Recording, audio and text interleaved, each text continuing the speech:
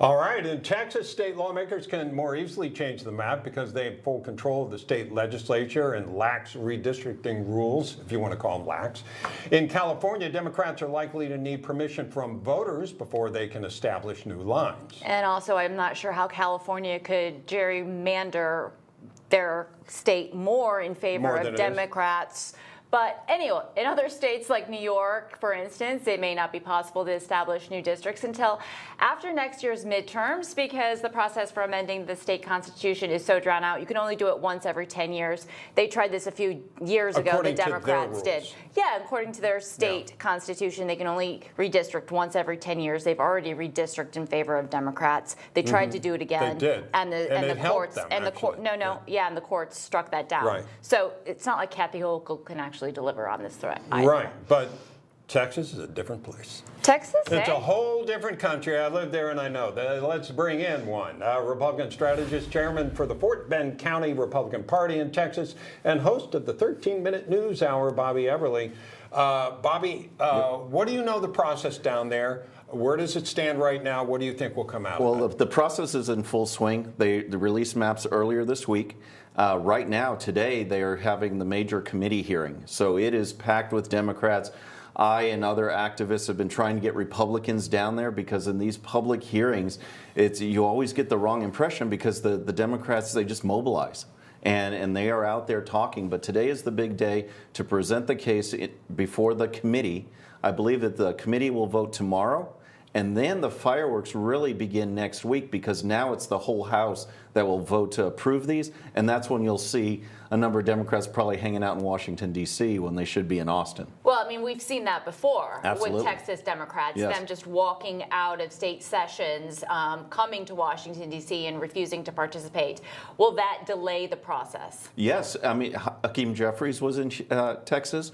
There's reports of massive fundraising going on so they can leave the state. But what we need to do is just make sure, because the governor can order these people back, or the Speaker of the House, and just bring them back, arrest them, take the state troopers out and have them do their job. Because that is the thing. It's like if you don't like the bill, if you don't like a certain policy, you're elected to vote against it or vote for it, not to bail out and go to New Mexico or some other state. And so I hope that they exert those lawful remedies to bring them back and vote for this, because the whole political aspect of this is very fascinating, but we have to do it by the book. We're doing it by the book, and it comes down to a vote probably next week. How hard is it to identify a district redrawing so that, yes, that's going to end up as a Republican, especially when you're dealing with the fact that in some states like Texas, President Trump was a big draw. Right, right. Well, I've got a lot of experience in this because we're actually doing this at the county level, too. We are redrawing county lines because of what the Democrats did to us 4 years ago. So in Texas, you've got data, you've got demographers, you can draw this out very pinpoint, very accurate once you get those borders drawn to see how they'll play. Now, what's interesting is of the five, they're actually anticipating 5 GOP pickups in Texas. 3 of them are Republican or Trump plus 10, and 2 are Trump plus 15. Now again, and you're not giving up anything like a plus 12 that becomes a plus 3? There'll be some that'll tighten for sure. Yeah. But here's the thing: is that okay? Like I saw in my own county, Trump brought crossover appeal. So when it is just down to voting for Republican versus Democrat and Trump is not on the ballot, how are these districts going to be? I don't think they'll be Trump plus 10, but we don't care. You know, a 53-47 victory is a blowout politically, so we'll take it. So I don't mean to take this conversation backwards, but why is there a need to redistrict at all? The need is because we didn't get the job done in 2024. And we have an opportunity to do it, as you allude to, Bob, with the way Texas law, we can set this up without having to do constitutional amendment or going to the voters. But we've got 220 seats. There's a number of vacancies. It is just so razor thin. And here's the thing: is like we're talking about possibly 5 seats in Texas, but if California retaliates or some others, when this all washes out, maybe it's a net gain of 3 or 4, but that's enough to increase the margin. Anyone gets sick or dies in office, we're in peril, and we want to build some margin there. As I mentioned, I used to live and work in Texas. The border had always been kind of Democratic. It tended to be liberal. Right. A lot of Hispanics there that tended to vote with the Democrats. That changed. President Trump brought in a lot of Hispanic votes. Having said that, you have some controversy going on now with some of the tactics, if nothing else. People want the border closed. I don't care who you are, you want the border. But some of them are having problems with how this is being carried out. So how is that affecting, if at all, what's going on along the border politically? Well, I do a lot of work with a group called Leadership Latino, and we train candidates along the border and other places around the state, and that is really a media-driven narrative. When Hispanics along the border saw this wave of millions and millions of people, the Democrats somehow arrogantly thought that, hey, we need to support this, otherwise we're not supporting Hispanics. But they're Americans. They want a secure border. Right. And it shouldn't matter where you live in the country, whether it's Kansas or Del Rio, you should feel like you're safe in America. And so the clamping it down, having border crossings essentially go to 0, that is great for that community, and they're responding accordingly. Of the 5 gains, we're looking at 2 of those in the valley along the border. That's significant right there. I mean, it absolutely is, and we saw this in the 2024 election when a lot of those bluer regions in Texas and in border states flipped to Donald Trump because they wanted immigration policies enforced. But I feel like Texas is unique, and the Democrats always think they can flip the state, right? Whether it be the governorship or in the presidential, it's Beto O'Rourke. There's all of these people that they trumpet that we're going to get it this time, but they never seem to get it. How close competitively is the state of Texas? Yeah, it's again, we're solid. We always need to work, because I think something that motivates us is in Texas, being a Texas Republican, is we're the anti-California.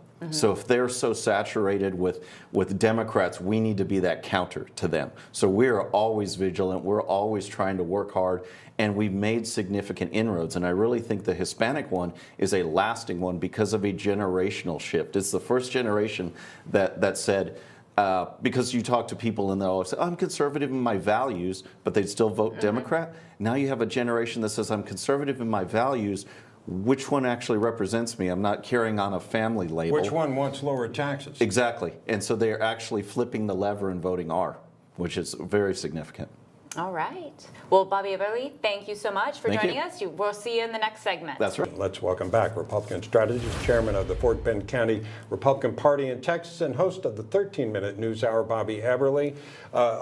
We set this up. That was kind of long and a bit circuitous, but what is your feeling about it? Well, it's fascinating, though. I mean, and so let me first do this as far as reflecting what the grassroots feels. You can talk about all of this story, but there's a big sentiment out there of people that are going to say, so what?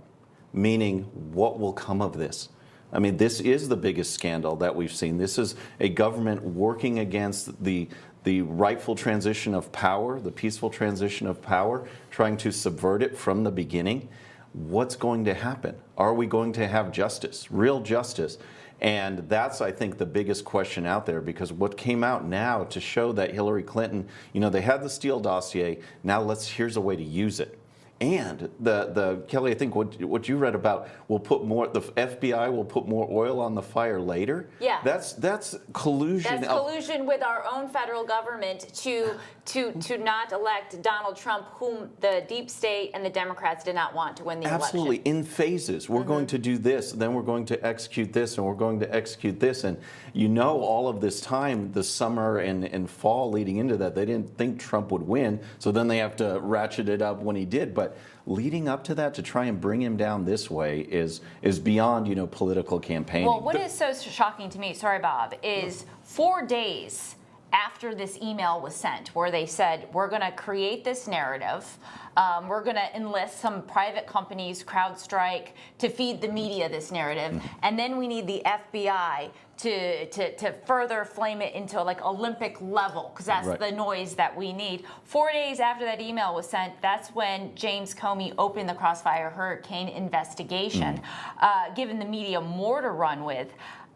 Clearly knowing what we now know with the Durham Annex, that everything that he opened that, all of the information that he opened that investigation on was fake and phony and not real. He knew it and he did it anyway. Exactly. So in these reports from the Annex and from others that we've seen over the last several weeks, that is what I hope the American people take away, is not only was the government working against us, but they were working by pushing false information, knowingly false information. When you have 51 intelligence officers sign on to that document about Hunter Biden, when you have these other intelligence officials knowing that the Steele dossier was false, but hey, let's put a plan together to push it anyway, this is serious subversion of our constitutional process, and people need to pay the price.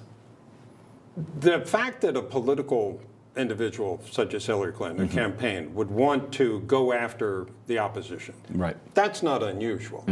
Even if they said, hey, let's get together with these people, let's hire them, and we'll put this together, it could be totally bogus.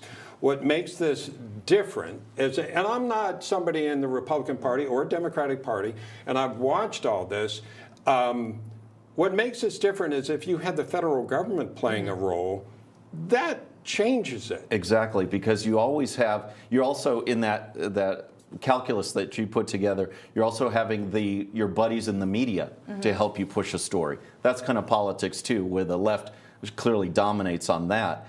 But you don't have this other aspect of the deep state, the establishment government working for a political angle, a political philosophy to bring down the other side, because that's what's really scary, is that if Republicans do gain power, if they control the government, what does that control really mean? Is it control in quotes? Can I ask both of you something? Do you think it's acceptable to say that Russia tried to interfere, but what made this offensive to you is that the effort to try to make it appear as collusion? No.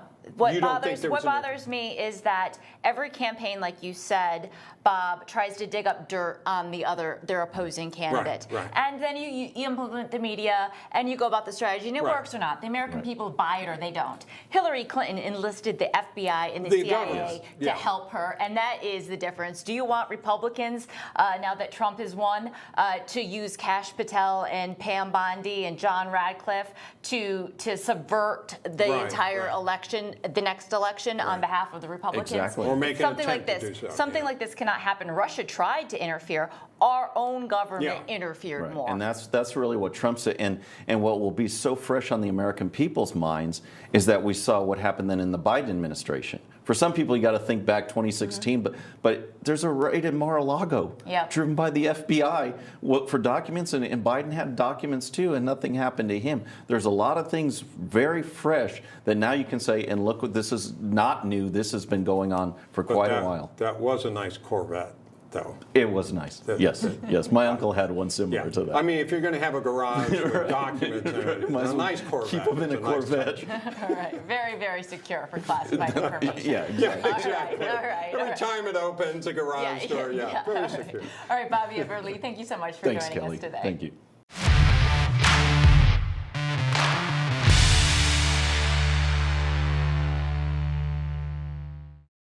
All right, friends, thanks again for tuning in. I really appreciate it. And before you go, please hit that subscribe button above. Once you do, tell your friends, share it, spread the word about the 13-minute news hour so we can keep growing. And for more great content, check out these videos right here, and I'll see you next time.